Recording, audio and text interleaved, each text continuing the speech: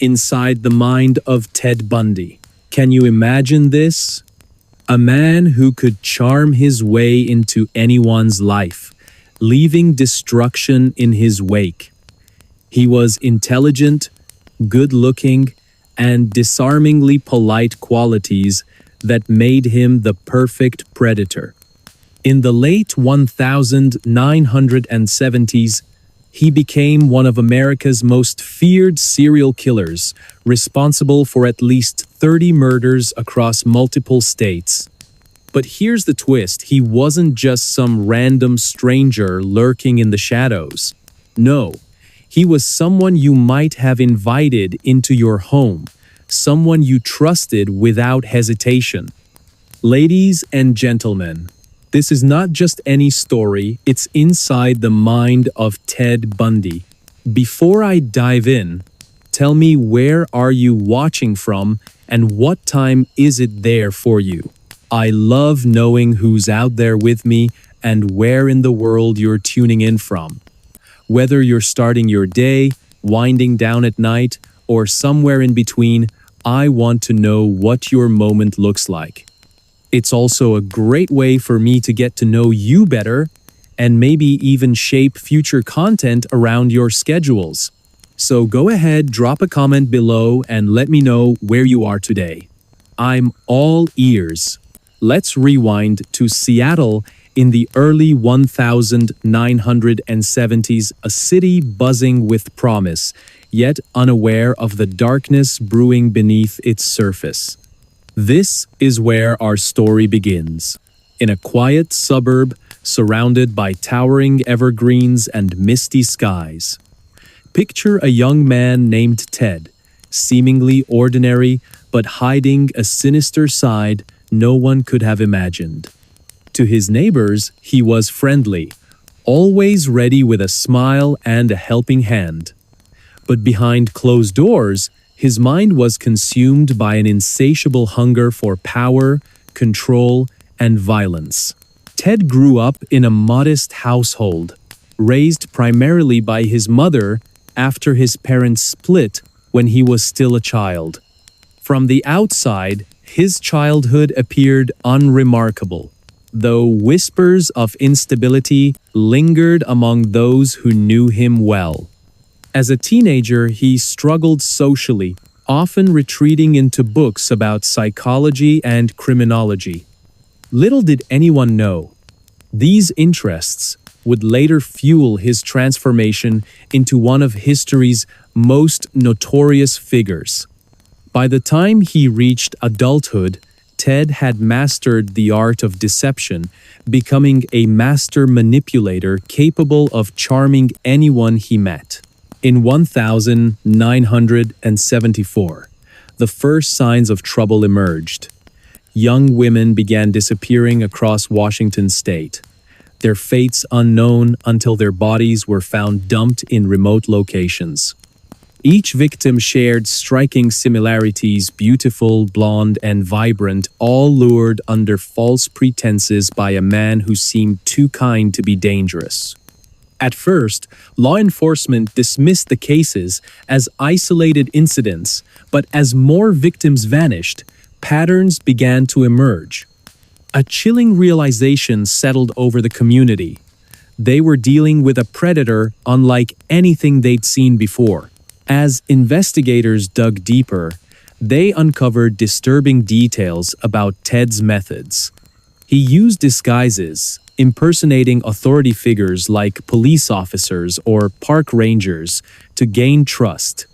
Once close enough, he struck swiftly, using brute force or cunning tricks to overpower his victims.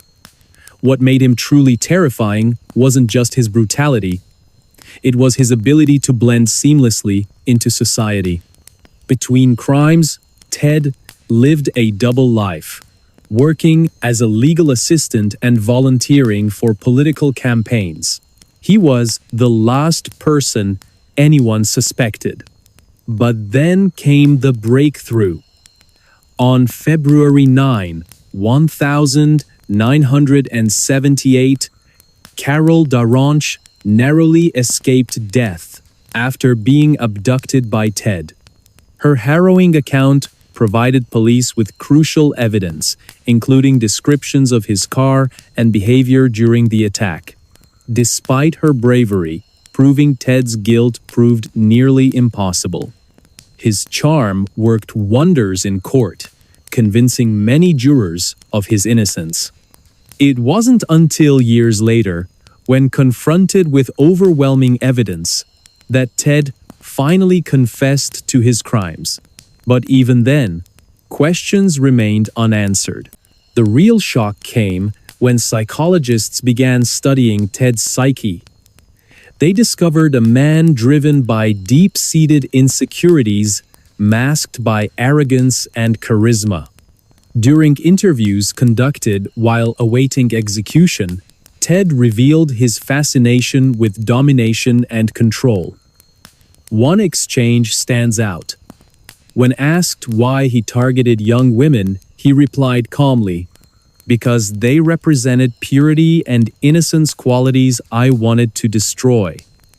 These words sent chills through everyone who heard them, revealing the cold calculation behind his actions. Fast forward to 2005, and forensic psychologist Emily Carter finds herself drawn into Ted's world. While researching archives at the University of Washington, she stumbles upon previously unpublished letters written by Ted himself. The pages are filled with cryptic musings and eerie insights, offering a rare glimpse into the mind of a monster. How does someone so charming become capable of such atrocities? Emily wonders aloud during her first visit to the archive. This question sets her on a decade-long quest to unravel the mysteries surrounding Bundy's motivations.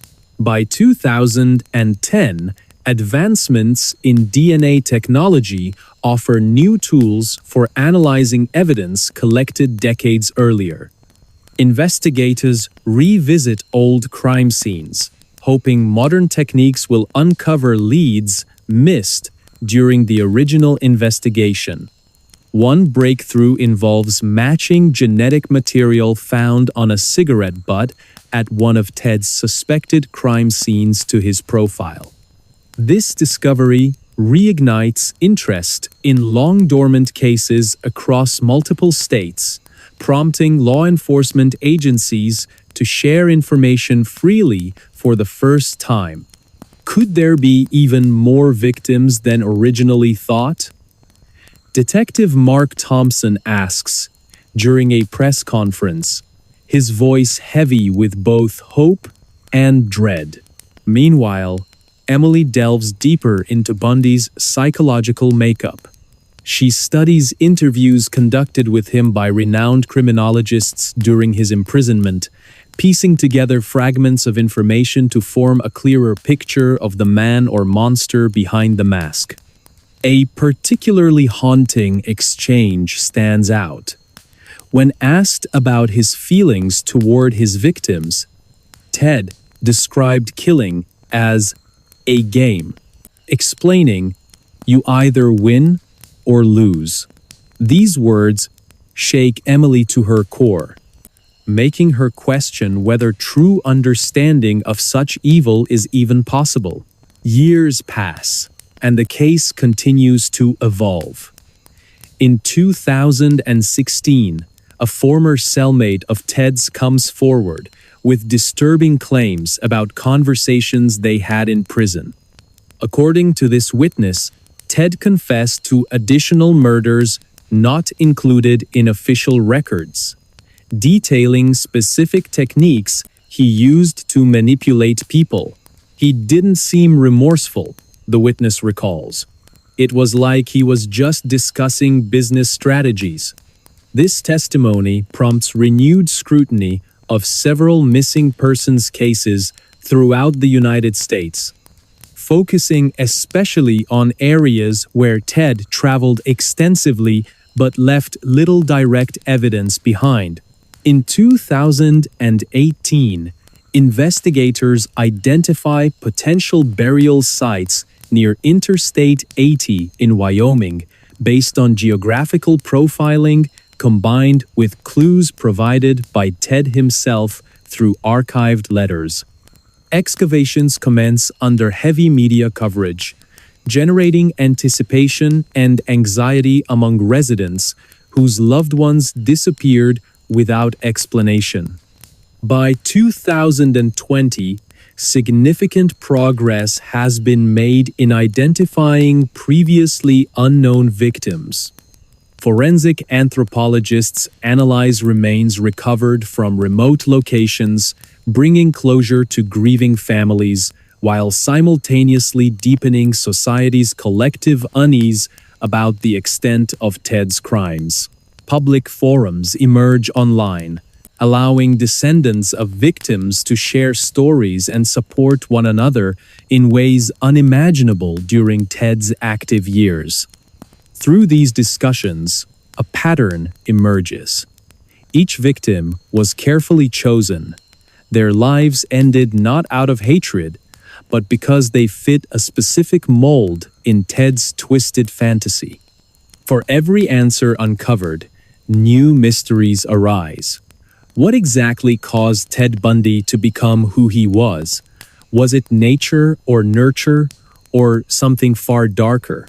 Now let's fast forward to 2023, where advancements in artificial intelligence offer unprecedented opportunities to analyze large datasets related to Bundy's case. A program developed by Brian Carter sifts through thousands of pages of archived material, flagging patterns previously overlooked by human eyes. His findings suggest possible ties between Bundy's actions and broader criminal networks operating throughout the Pacific Northwest during the 1970s. Are we looking at isolated incidents or part of something larger? Brian asks during a live session, drawing nods of agreement from participants. The atmosphere shifts dramatically as public interest in Bundy's case grows once again. Social media platforms buzz with theories, some credible, others far-fetched, yet all contributing to a global conversation about justice and accountability. Families affected by similar losses gather annually to honor their loved ones, finding solace in shared memories and unwavering determination. "We won't stop fighting," says Linda Hayes during a memorial service held near Seattle. Her voice cracks with emotion, underscoring the personal stakes involved. And here's the twist. Despite everything we've learned, fundamental questions remain unanswered. Did Ted act alone, or were others involved in his rampage? Could his crimes have inspired copycats still operating today? These queries weigh heavily over the conclusion of our narrative, reminding us that while much has been learned since Bundy's time, much remains mysterious. For every answer uncovered, new questions arise. As Emily puts it poignantly during a final interview, we may never fully understand Ted Bundy or anyone like him, but understanding ourselves better might help stop others from following in his footsteps. So, as we close this chapter of exploration into one man's descent into madness, let us consider what lessons it holds for humanity moving forward. Because only by confronting our darkest fears can we hope to illuminate paths toward light and redemption. Or will the shadows always hold sway, reminding us of the limits of human understanding? What do you think happened to the victims whose stories remain untold? Let me know in the comments below. Did Ted operate alone, or was he part of something bigger? Your input matters, and it shapes the stories I share next. So go ahead, type it out, and hit send. I'll see you there.